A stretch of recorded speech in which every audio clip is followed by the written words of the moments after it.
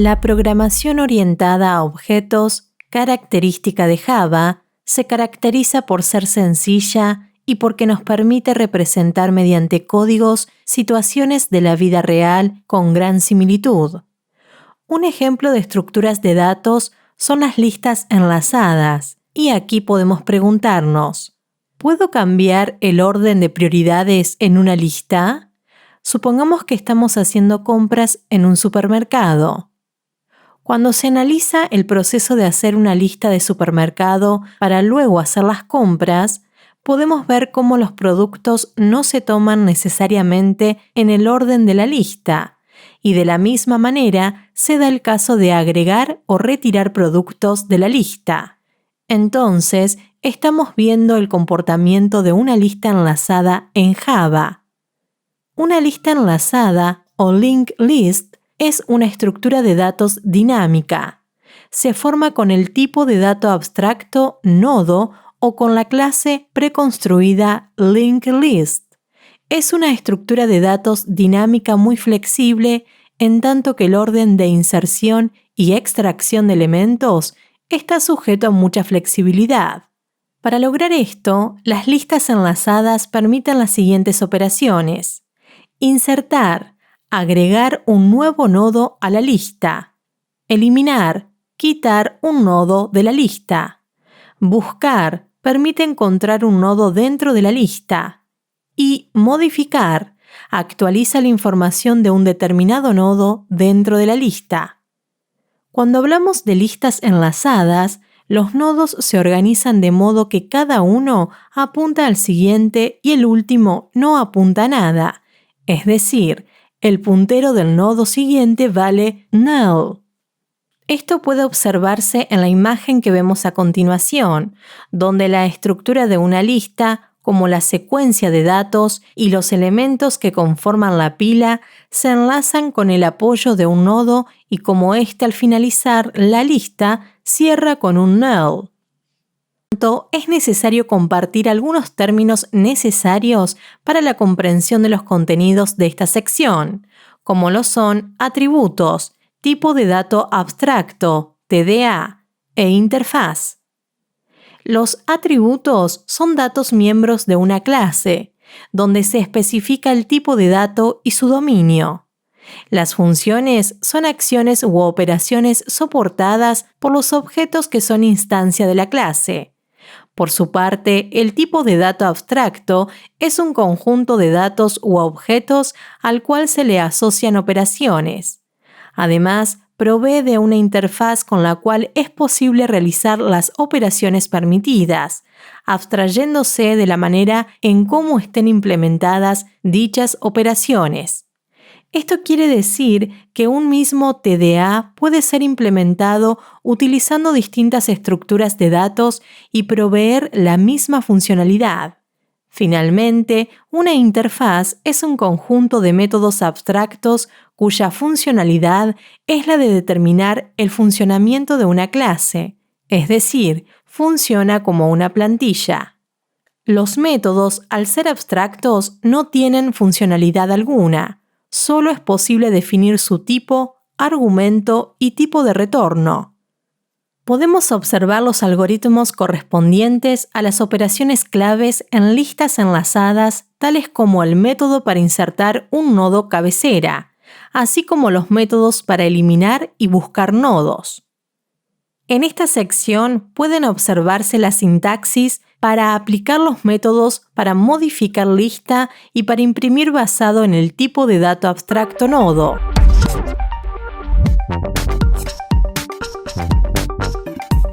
Los métodos, las funciones y los procedimientos, especialmente en Java, son una herramienta indispensable para programar. Java nos permite crear o hacer nuestros propios métodos y usarlos sencillamente. Además, nos facilita el empleo de los métodos de otras librerías. Entonces, ¿cómo funcionan los métodos en Java? Los métodos, también conocidos como funciones o procedimientos en otros lenguajes, son aquellos que le permiten al programador dividir un programa en módulos, por medio de la separación de sus tareas en unidades autónomas. Por lo tanto, un método es una abstracción de una operación que puede hacerse o realizarse con un objeto. Una clase puede declarar cualquier número de métodos que lleven a cabo operaciones con los más variados objetos. Los métodos se clasifican en dos grupos. Los métodos de instancia operan sobre las variables de instancia de los objetos, pero también tienen acceso a las variables de clase. La instancia que hace la llamada al método es siempre un parámetro o argumento implícito.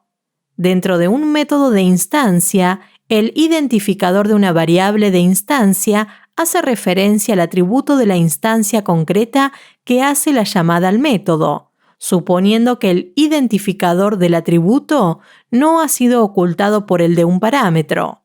Por su parte, los métodos de clase no operan sobre las variables de instancia de los objetos. Por su parte, los métodos de clase pueden trabajar con las variables de clase, pero no pueden acceder a las variables de instancia declaradas dentro de la clase, a no ser que se crea una nueva instancia y se acceda a las variables de instancia a través del nuevo objeto. Los métodos de clase también pueden ser llamados precediéndolos con el identificador de la clase, sin necesidad de utilizar el de una. Entre las principales diferencias entre los métodos de instancia y los de clase, se puede mencionar que en los métodos de instancia el modificador en la declaración viene por defecto, mientras que en los métodos de clase el modificador es static. En cuanto a la sintaxis, para los primeros se corresponde a instancia.método, parámetros, mientras que para los métodos de clase es clase.método, parámetros. Finalmente, los métodos de instancia operan normalmente sobre variables de instancia, mientras que los de clase operan normalmente sobre variables de clase o sobre datos. Entre los términos necesarios para la comprensión de los contenidos se destacan alcance y método.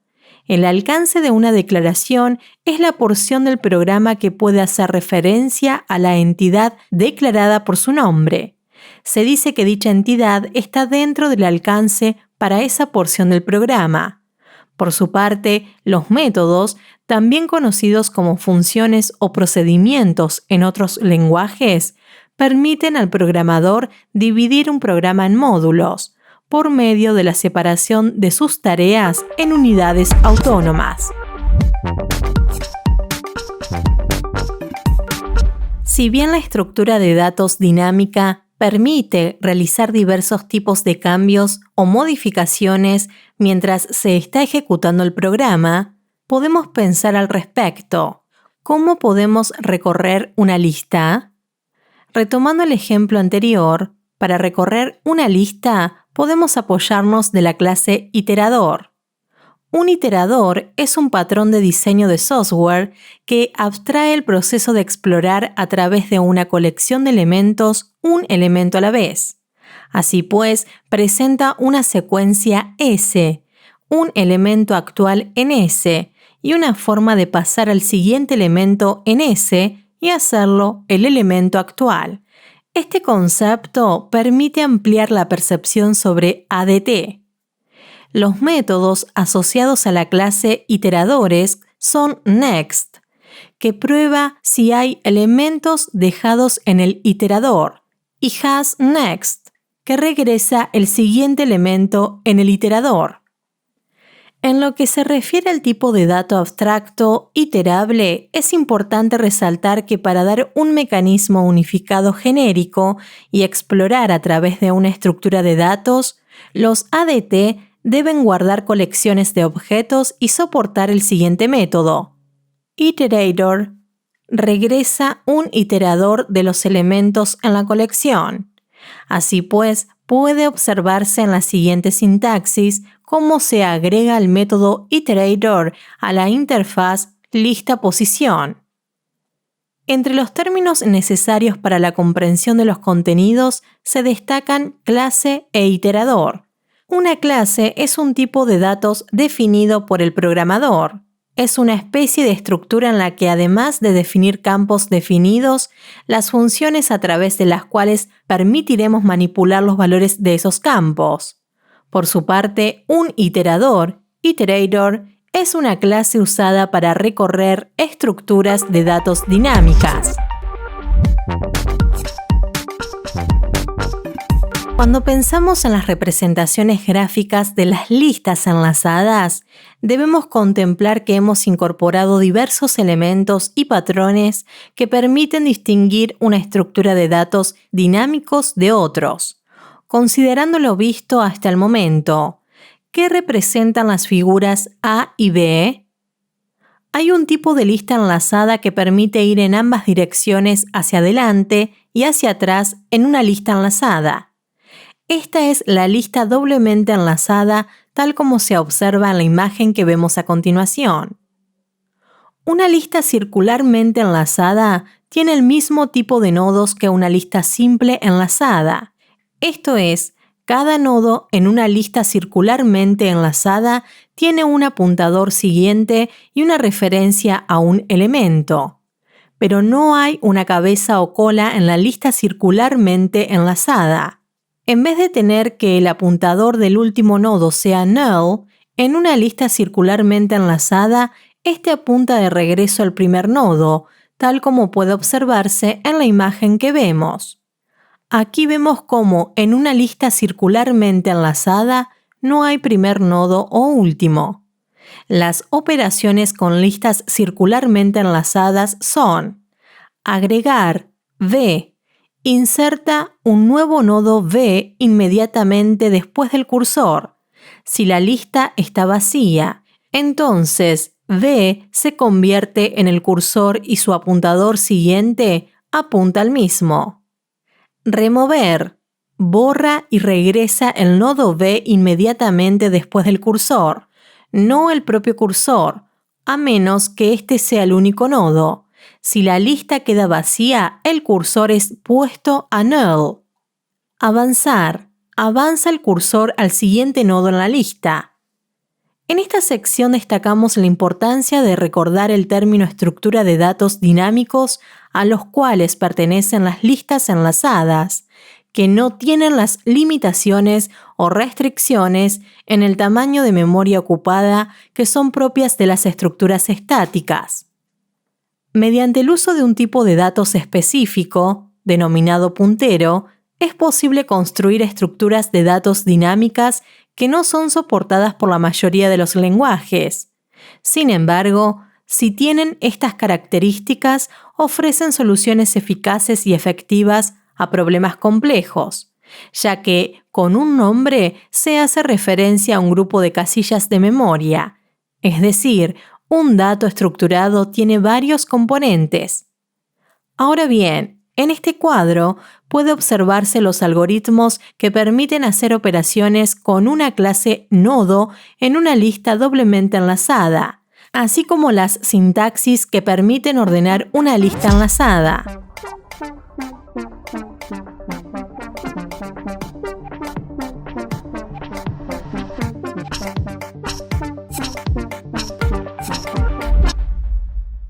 Realizar las siguientes consignas. 1. Planteamiento A. Analiza el enunciado antes descrito y con el apoyo de los fundamentos teóricos vistos en las lecturas, así como la bibliografía recomendada, desarrolla el ejercicio propuesto haciendo los planteamientos y pasos correspondientes para la generación del código atendiendo a los algoritmos de cada una de las operaciones solicitadas. 2. Planteamiento B. Analiza el enunciado antes descrito y con el apoyo de los fundamentos teóricos vistos en la lectura 3 sobre iteradores, así como la bibliografía recomendada, desarrolla el ejercicio propuesto haciendo los planteamientos y pasos correspondientes. En esta actividad se espera que usted pueda analizar los casos de estudio, plantear los algoritmos y detallar cada una de sus partes, evitando aquellos errores que pueden ser comunes al implementar los principios de programación en Java, utilizando los principios de listas enlazadas. Para resolver la actividad práctica es necesario estudiar los fundamentos teóricos, conceptos básicos sobre listas enlazadas simples y genéricas, comparación de atributos, implementación de métodos de Java, clases iteradores, listas doblemente enlazadas, listas circulares y ordenadas, así como implementación de las mismas. También lo correspondiente a la correcta elaboración de la sintaxis y la interpretación mediante el análisis semántico de cada expresión. Para poder realizar la actividad práctica exitosamente, se recomiendan tomar en cuenta las siguientes consideraciones. Enumerar del lado izquierdo las líneas del algoritmo. Aunque esto no se lleva a cabo en la consola, usted puede realizar de manera gráfica en el documento solo para mejorar la legibilidad de los elementos del algoritmo. Identificar detalladamente cada uno de los elementos presentes en cada línea del algoritmo. Contrastar con los fundamentos teóricos la forma correcta de presentar cada una de las variables, métodos, instrucciones y otros procedimientos. En este momento es oportuno ir realizando las actividades de autoevaluación, revisar e identificar aquellos errores que pudieran estar presentes, utilizar colores para diferenciar o resaltar características particulares. Planteamiento B. Clase iterador.